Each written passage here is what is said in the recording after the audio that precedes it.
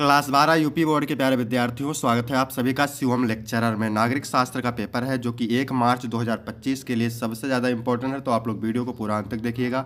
समय 3 घंटे 15 मिनट होता है, पूर्णांक होता है 100 का। पूरा पेपर एकदम अच्छे से आंसर के साथ आपको बताने वाले हैं। यहाँ पर थोड़ा सा निर्देश देखते हैं। प्रारंभ के 15 मिनट परीक्षार्थियों को प्रश्न पत्र पढ़ने के लिए निर्धारित है। सभी प्रश्न अनिवार्य हैं। प्रत्येक प्रश्न के लिए निर्धारित अंक उसके सामने दिए गए हैं। प्रश्न संख्या 1 से 10 तक बहुविकल्पीय प्रश्न है। प्रश्न संख्या 11 से 20 तक अति लघु उत्तरीय प्रश्न है, जिनका प्रत्येक उत्तर लगभग 10 शब्दों में देना है। और प्रश्न संख्या 21 से 26 तक लघु उत्तरीय प्रश्न फर्स्ट है, जिनका प्रत्येक उत्तर लगभग 50 शब्दों में देना है। प्रश्न संख्या 27 से 30 तक लघु उत्तरीय प्रश्न सेकंड है, जिनका प्रत्येक उत्तर लगभग 100 से 125 शब्दों में देना है। प्रश्न संख्या 31 से 32 दीर्घ उत्तरीय प्रश्न है, जिनका उत्तर आपको 250 शब्दों में देना है। तो सभी लोग वीडियो को कर देंगे लाइक, चैनल पर नए होंगे चैनल को सब्सक्राइब कर देंगे, वीडियो को शेयर कर देंगे। चलिए शुरू करते हैं।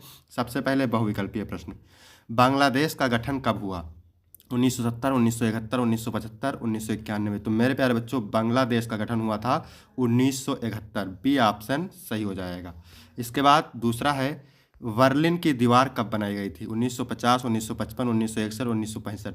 तो बर्लिन की दीवार बनाई गई थी 1961। सी करेक्ट हो जाएगा। ठीक है। अगर आपको इसका PDF चाहिए तो डिस्क्रिप्शन में टेलीग्राम की लिंक आपको मिल जाएगी, तो वहाँ से आप जाके टेलीग्राम ज्वाइन कर लेंगे और वहाँ PDF आपको मिल जाएगी। ठीक है।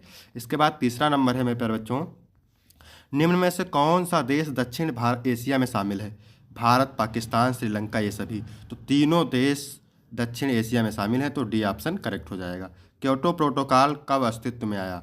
1982, 1988, 1997, 1999। तो जो क्योटो प्रोटोकॉल है वो 1997 में अस्तित्व में आया। मेरे प्यारे बच्चों, अगर वीडियो अच्छा लग रहा हो तो वीडियो को लाइक करेंगे, चैनल को सब्सक्राइब करेंगे, शेयर करेंगे।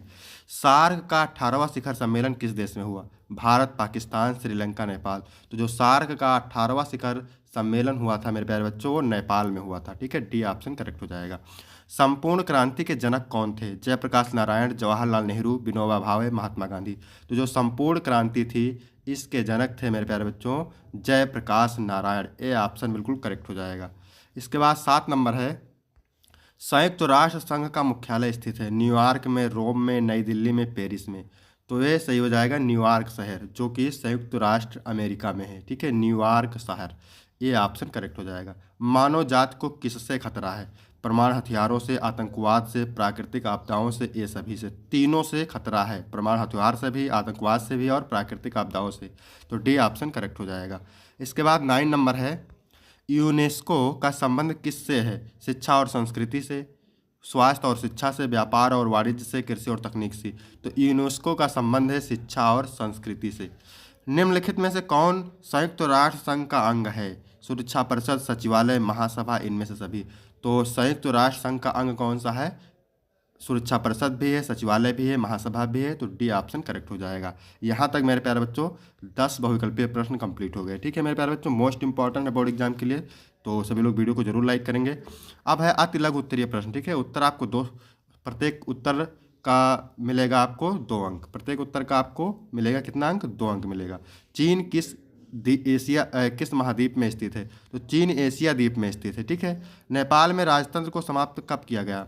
तो नेपाल में पिछले 240 वर्षों से चले आ रहे राजतंत्र को 28 मई 2008 को समाप्त किया गया और नेपाल में गणतंत्र की स्थापना हुई।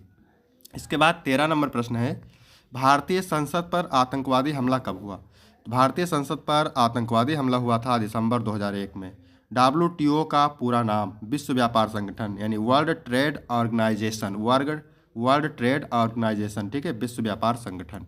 इसके बाद 15 नंबर है, सामाजिक सुरक्षा कवच से क्या अभिप्राय है?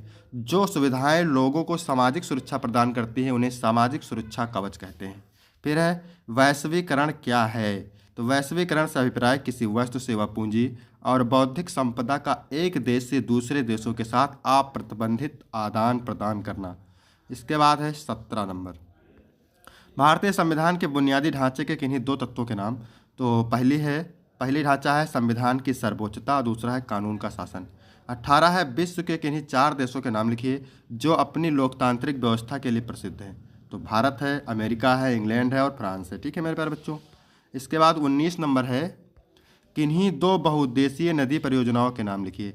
तो बहुउद्देशीय नदी परियोजना है भाखड़ा नागल परियोजना, ठीक है, और दूसरा हीराकुंड परियोजना। 20 नंबर है शिमला समझौता किन दो देशों के बीच हुआ? तो शिमला समझौता भारत और पाकिस्तान के बीच हुआ था, ठीक है, शिमला समझौता भारत और पाकिस्तान दो देशों के बीच हुआ था। फिर है लघु उत्तरीय प्रश्न फर्स्ट। उत्तर आपको उत्तर आपको कितने शब्दों में देना है मेरे प्यारे बच्चों? 50 शब्दों में, और प्रत्येक उत्तर के लिए आपको मिलेगा 5 अंक। तो चलिए देखते हैं 21 नंबर क्या कह रहा है। शांति सेना क्या थी, इसे सफलता क्यों नहीं मिली? तो 1987 में भारत श्रीलंका के बीच हुए समझौते के अनुसार भारत ने लिट्टे के विरोध में अपनी सेना भेजी, जिसे शांति सेना कहा जाता है। परंतु धीरे धीरे श्रीलंका में ही शांति सेना का विरोध होने लगा। परिणाम स्वरूप 1989 में से शांति सेना वापस भारत आने लगी।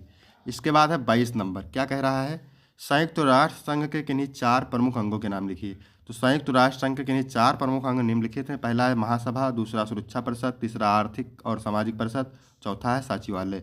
इसके बाद है 23 नंबर, क्या कह रहा है मेरे प्यारे बच्चों? शॉक थेरेपी क्या है, संक्षेप में समझाइए। तो शॉक थेरेपी का अर्थ, ठीक है, शॉक थेरेपी का अर्थ देखिए क्या है?